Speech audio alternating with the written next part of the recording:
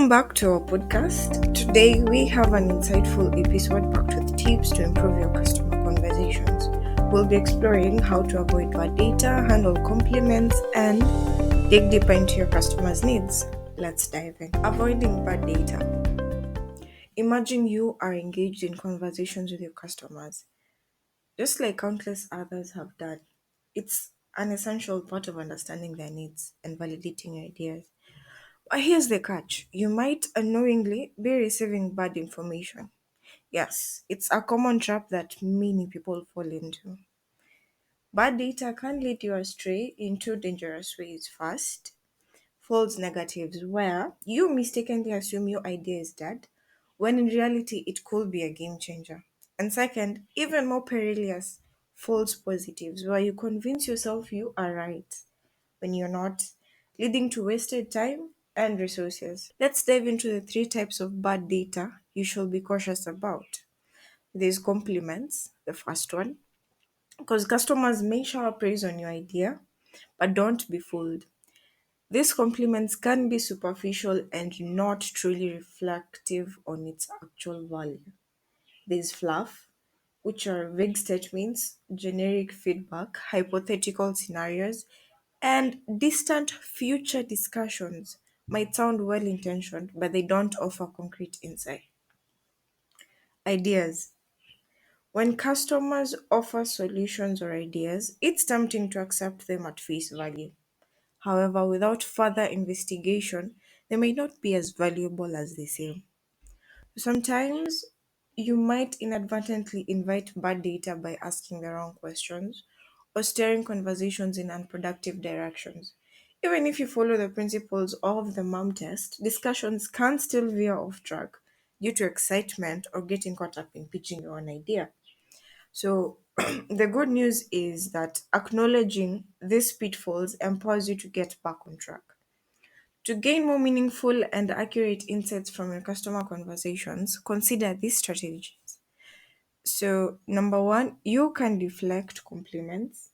So, take praise with a grain of salt and dig deeper to understanding the underlying value. Anchor fluff. That's the second one. Focus on conversations on specific, actionable feedback rather than vague notions. And number three, probe ideas, investigate, validate customer suggestions before integrating them into your plan. Remember, it is natural to encounter these challenges, so yeah, it happens. But by handling compliments, anchoring fluff, and digging deeper into ideas, you will navigate your conversations with great precision. And in turn, gain the invaluable insights needed to shape successful endeavors with your customers. Deflecting compliments. When you engage with customers, you may receive compliments about your idea, and it's natural to feel encouraged. However, it is essential to be cautious because most of these compliments are not as genuine as they seem. People might offer praise to be supportive or to avoid hurting your feelings, but it does not necessarily mean they truly value your idea. Even if someone genuinely likes your concept, compliments alone do not provide the valuable data you need to validate your idea. Here's an eye opener. Even venture capitalists, who are experts in evaluating business ideas, often get it wrong. So, relying on compliments from random individuals is not a reliable way to assess your idea's potential. To avoid falling into the compliment trap, consider refraining from explicitly mentioning your idea during initial conversations. Instead, focus on gathering concrete information and insights about your customers' needs and experiences. If compliments do come up, it's essential to deflect them gracefully, steer the conversation towards meaningful discussions. In good conversations, acknowledge the compliments with gratitude and then redirect the focus towards understanding your customers better. This approach will help you uncover valuable insights, both positive and negative, which will guide your decisions effectively. The key takeaway here is keep in mind that compliments can be tempting, but they often act as fool's gold. shiny and distracting, but ultimately worthless in understanding your customer's true needs. So, resist getting carried away by compliments and stay focused on gathering real data to make informed decisions about your business. Anchoring fluff. In your interactions with customers, you might come across fluffy statements, those generic claims, future tense promises, and hypothetical maybes. These statements may sound good on the surface, but they lack concrete information and can lead us astray. When you hear phrases like, I always, or I will definitely, proceed with caution. Such statements often lack substance and do not give us the valuable insights we need. To gain meaningful information, we need to anchor the conversation to specific past experiences. Avoid falling into the trap of asking, will you ever? Questions. These vague questions can lead to vague answers, leaving us with little to work with.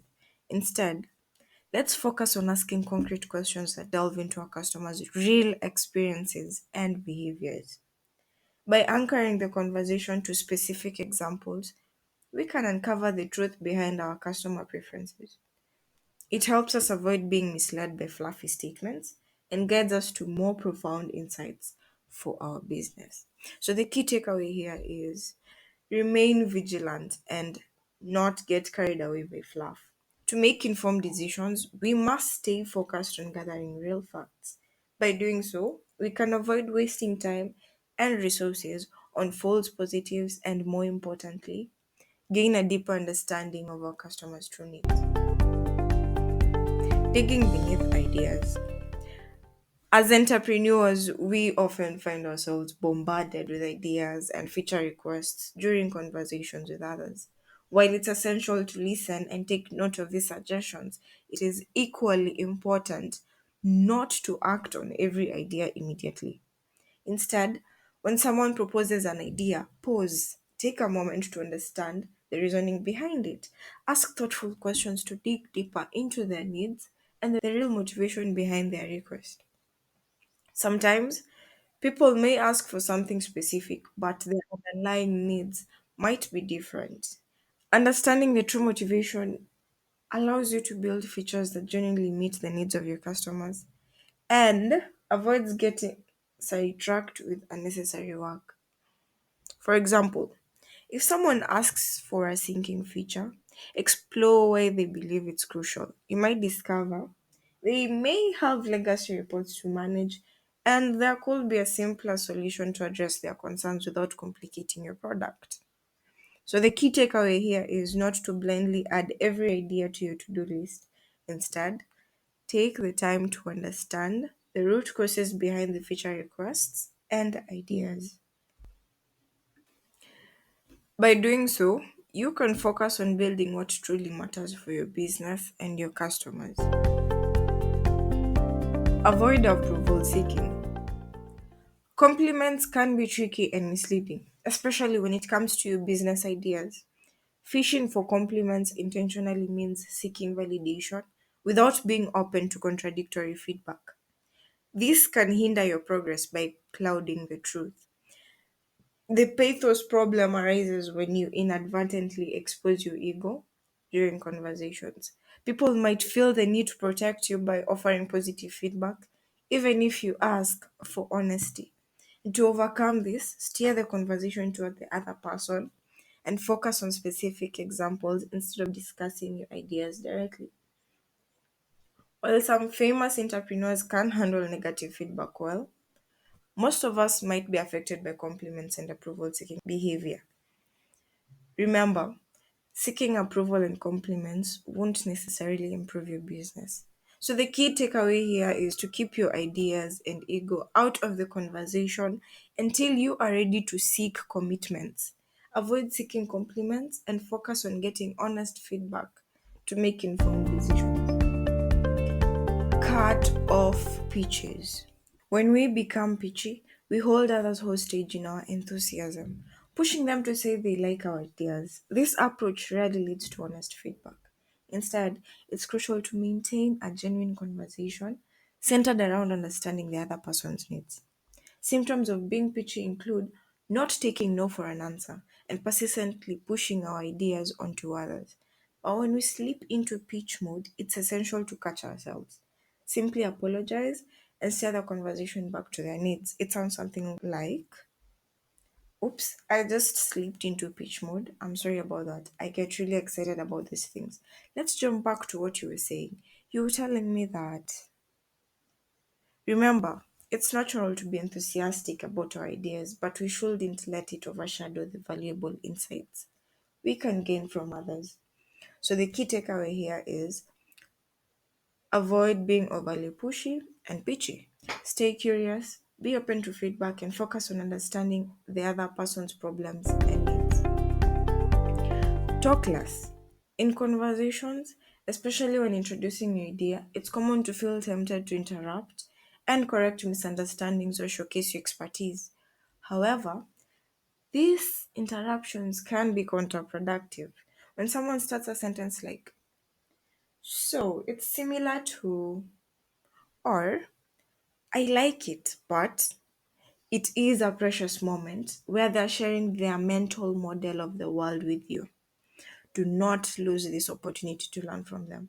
Interrupting cuts off their valuable insights and it can be frustrating for them too. Remember, the goal is to listen and understand rather than immediately filling in the gaps or correcting them. You will have the chance to provide additional information later.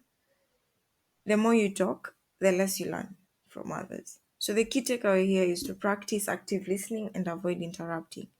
Embrace the moments where others share their thoughts and mental models to gain a deeper understanding of their needs and perspectives. And that concludes our journey through chapter 2 of the MOM test. I hope you found these insights valuable and eye opening when it comes to customer conversations.